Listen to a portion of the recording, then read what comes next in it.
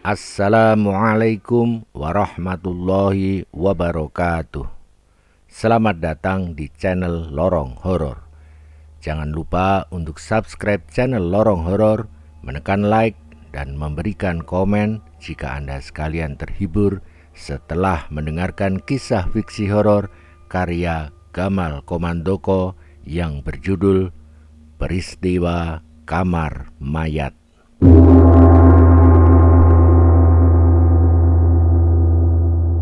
Waktu tengah malam, pukul 12 malam lebih 7 menit. Herman, petugas satpam rumah sakit daerah, nampak duduk dan sedang menulis laporan keadaan keamanan rumah sakit hingga waktu itu di dalam buku laporan keamanan. Hal itu ia lakukan setelah ia selesai berpatroli keliling bersama Yusef dan Wibowo, dua rekannya sesama anggota satpam yang berjaga malam itu. Semuanya dalam keadaan aman terkendali. Belum juga Herman selesai menulis, mendadak terdengar suara perempuan yang menyapanya. "Selamat malam, Pak Satpam." Herman terkejut. Ia mendongak dan langsung berdiri. Sama sekali Herman tidak mendengar langkah kaki perempuan itu ketika mendatanginya. Seperti tiba-tiba saja ia telah berdiri di depannya. Wajah perempuan muda itu juga nampak pucat, seperti tidak dialiri darah, dan pandangannya sayu. Namun, Herman buru-buru menepis keheranannya saat ia melihat perempuan muda itu mengenakan jaket seragam kampusnya. Ia mahasiswi Akademi Keperawatan yang sedang praktik klinik lapangan atau PKL di rumah sakit daerah tempatnya bekerja. Sepengetahuan Herman, memang ada 10 mahasiswi Akademi Keperawatan yang sedang melaksanakan PKL waktu itu. Meski ia tidak kenal langsung, tidak juga hafal nama masing-masing mahasiswi tersebut. Herman menganggukkan kepala dan menyahut ramah sapaan perempuan muda itu. Jawabnya, "Selamat malam, Mbak. Ada yang bisa saya bantu?" Dengan sikap sopan, perempuan muda itu berujar setelah membaca nama di seragam Herman. Pak Herman, saya baru saja mengikuti Suster Mirna memeriksa pasien di Bangsal Melati." Herman kembali menganggukkan kepala dan buru-buru menukas. "Lantas?" Perempuan muda itu menurunkan nada suaranya ketika meneruskan ucapannya. "Saya mendengar suara-suara mencurigakan di taman di belakang Bangsal Melati, Pak." Herman kembali terkejut. Katanya kemudian, "Suara mencurigakan yang bagaimana ya, Mbak? Maaf sebelumnya, saya bicara dengan Mbak."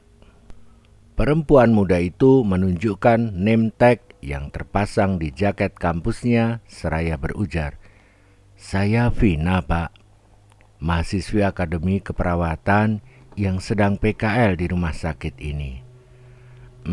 Begini, Pak, yang saya maksud suara mencurigakan itu seperti suara orang yang sedang berhubungan badan, Pak." Herman sangat terkejut. Wajahnya seketika itu terlihat geram.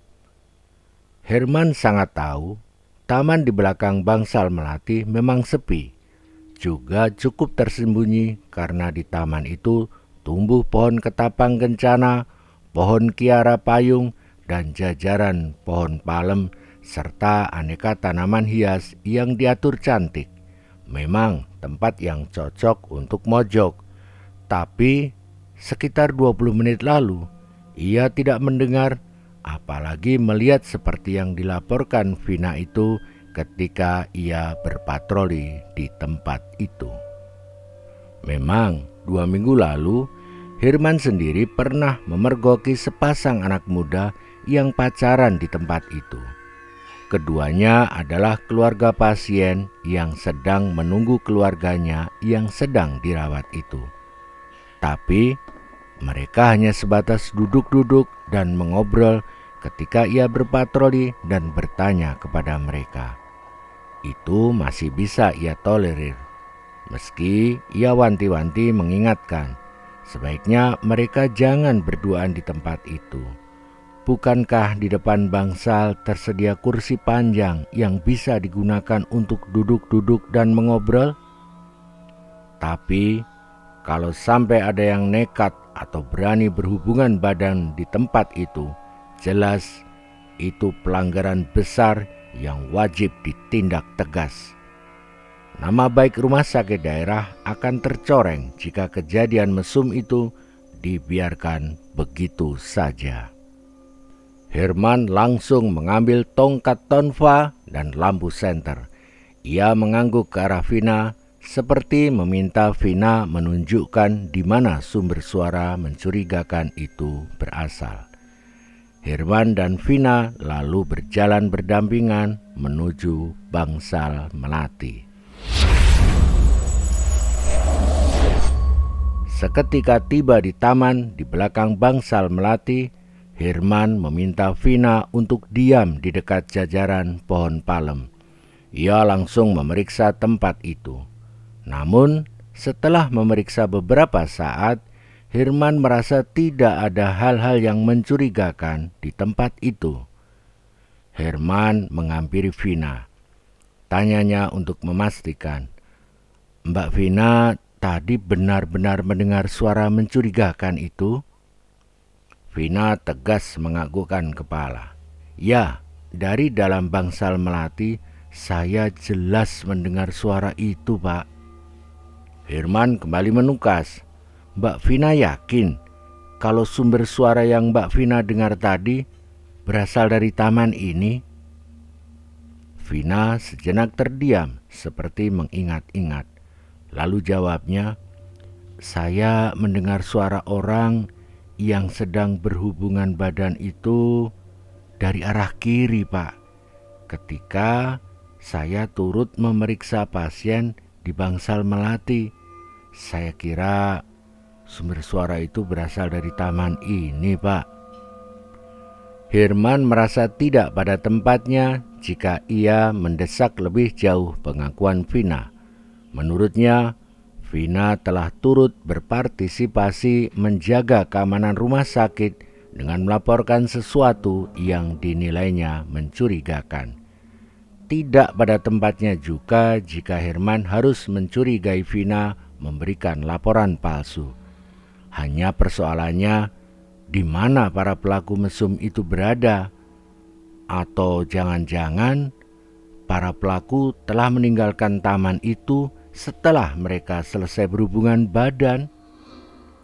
Pandangan Herman mengedar berkeliling ke arah sekitar taman itu.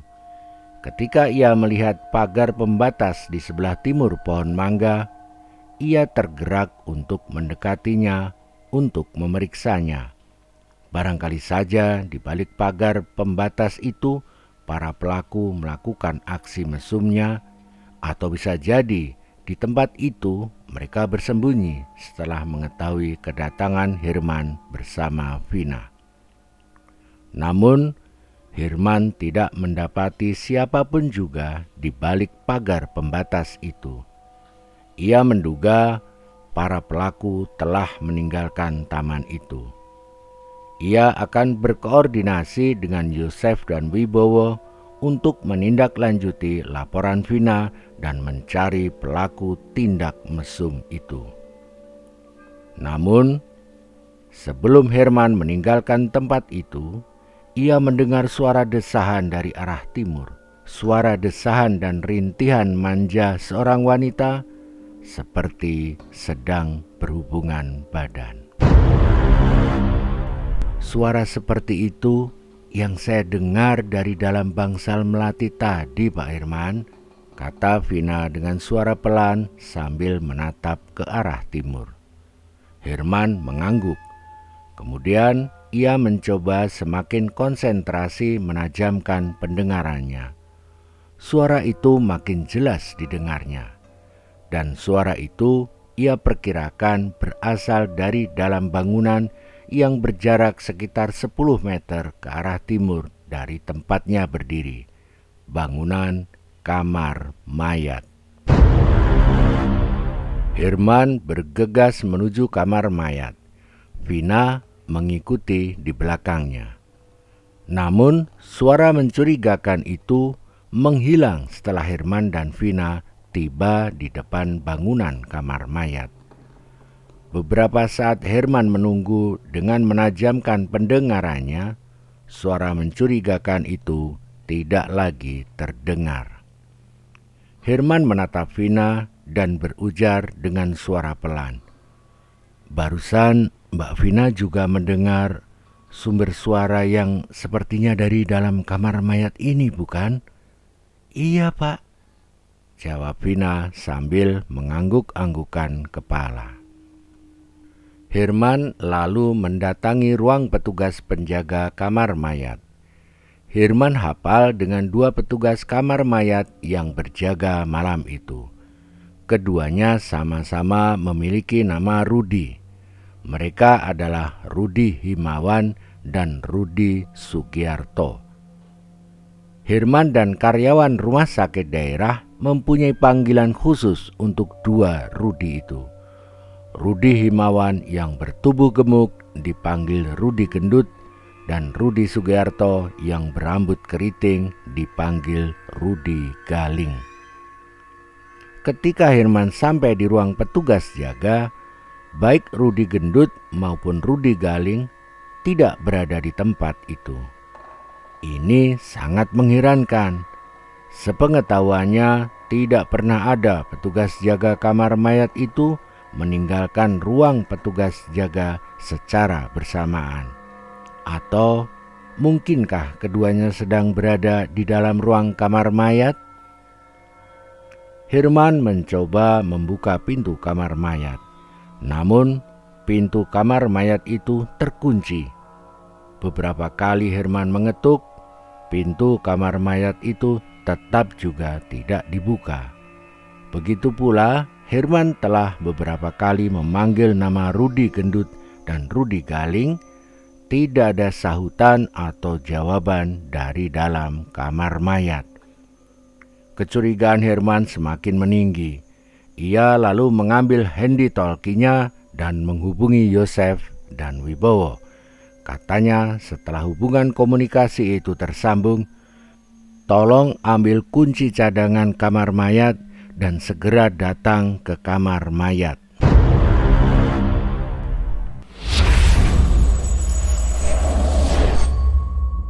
Yosef dan Wibowo berjalan tergopoh-gopoh mendatangi Herman yang masih berdiri di depan pintu kamar mayat.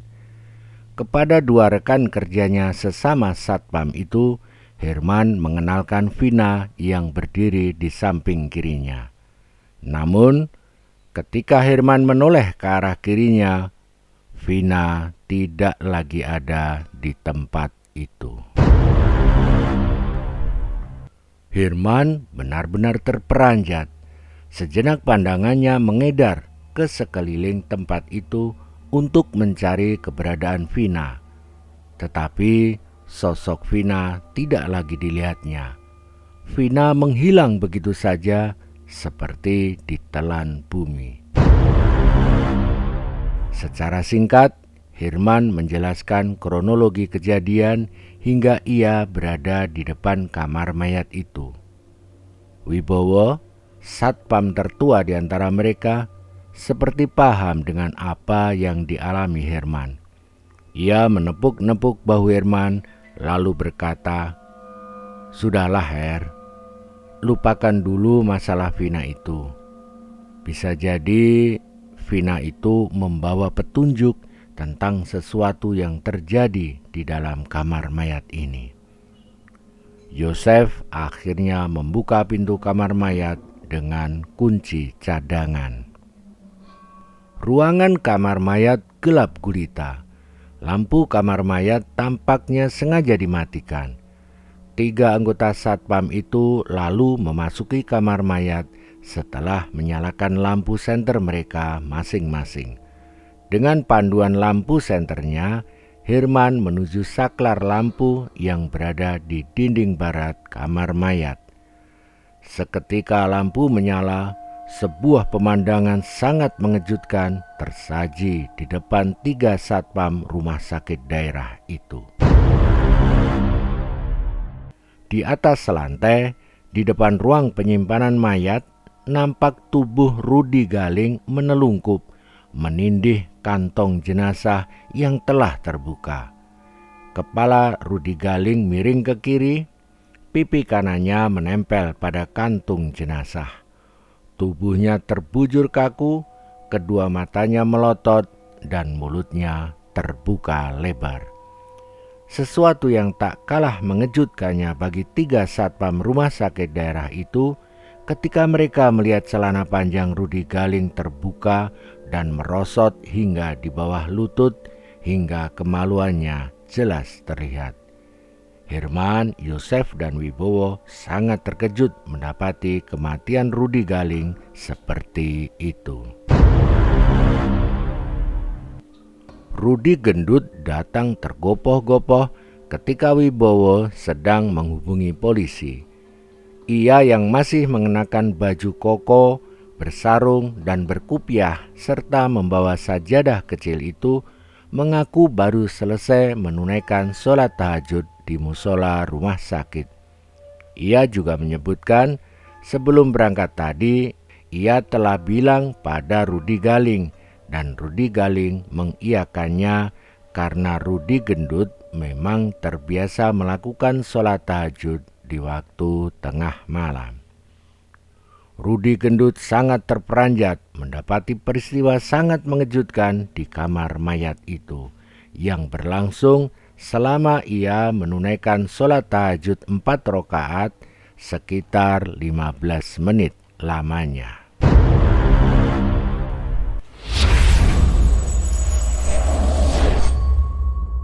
Dari rekaman CCTV yang diputar polisi yang turut dihadiri Herman, Wibowo, Yosef, dan Rudi Gendut, tergambarkan kronologi peristiwa mengejutkan itu.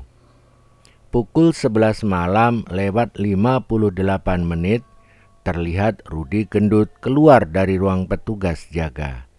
Ia mengenakan baju koko dan bersarung serta berkupiah menuju musola rumah sakit. Beberapa saat kemudian, Rudi Galing keluar dari ruang petugas jaga menuju kamar mayat.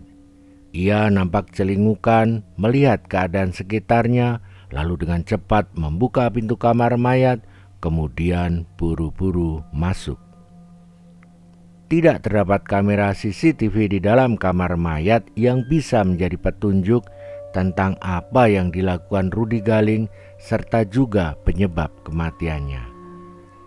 Tidak ada juga mayat yang tersimpan di dalam kamar mayat itu, karena mayat terakhir di ruangan itu tadi siang telah dikirim ke tempat asalnya dengan ambulan, di mana keluarganya turut menyertai dalam pengiriman mayat itu. Mayat tadi siang itu, mayat seorang gadis cantik bernama Vina Ayuni, mahasiswi Akademi Keperawatan yang pernah melakukan praktik klinik lapangan atau PKL di rumah sakit daerah lebih dari setahun lalu.